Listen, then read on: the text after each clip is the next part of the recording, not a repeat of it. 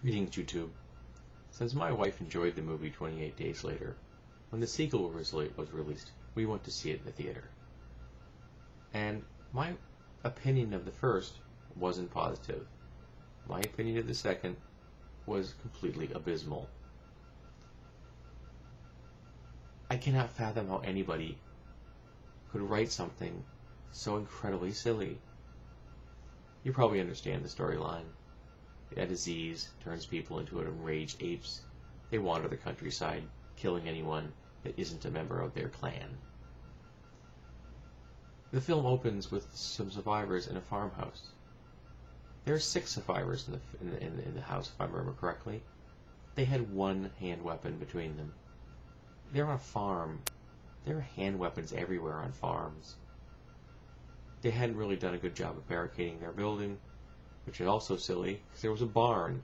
You take the barn apart, you barricade the first floor of the building, suddenly you're immune to being attacked by enraged apes.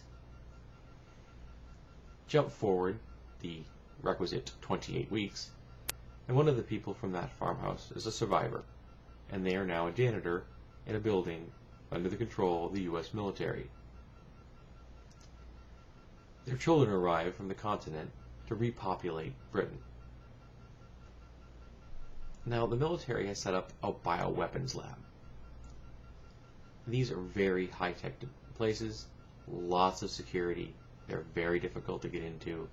I would probably say that 99% of the U.S. military personnel would not have clearance for them. And yet, the ID, carried by a British civilian janitor, allows him access to the entire bioweapons lab, where there are no guards. So when his wife is miraculously discovered alive, infected, and not insane, he's able to see her, get infected himself, and then start the whole plague all over again. And what happens when the plague breaks out? In the film, the U.S. military herds all the human survivors that are now currently in Britain into a parking garage, where they can then be infected all at once, in one convenient scene. In real life, however, when a disease is depicted like this, and an announcement is made, authorities tell people to stay in their homes, remain isolated, and stay away from people they suspect are infected. Because that's how you break a disease chain. You stay away from people who are infected, you don't become a disease vector, the disease doesn't travel very fast. And then the military gives up. Even though they have tanks and armored personnel carriers, which they apparently have forgotten how to drive and use, because let's face it, enraged apes cannot get inside of armored personnel carriers or tanks, they decide to firebomb the city. They do this, and the flames are very effective.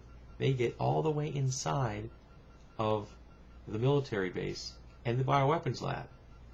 I was really impressed by that. I didn't think bombs could open doors and enter labs, but apparently flames can do that.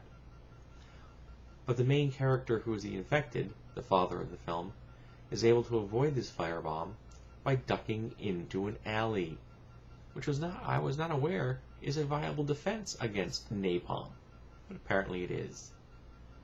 He's also somehow able to miraculously chase his family, surviving members, through the city, even though he's an enraged ape and they have a plan and he doesn't.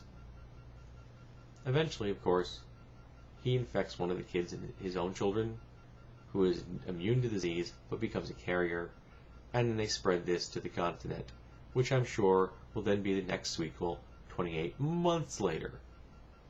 And as I've discussed in my last video about the first film, that disease vector model simply isn't going to work. This type of zombie concept never does. Bloodborne pathogens just don't move that quickly. This film was silly, really silly.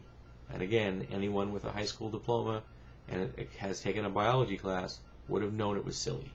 I would have been better served if the director had asked me to stay home, send him $8 in the mail, and I could have just imagined a much better movie.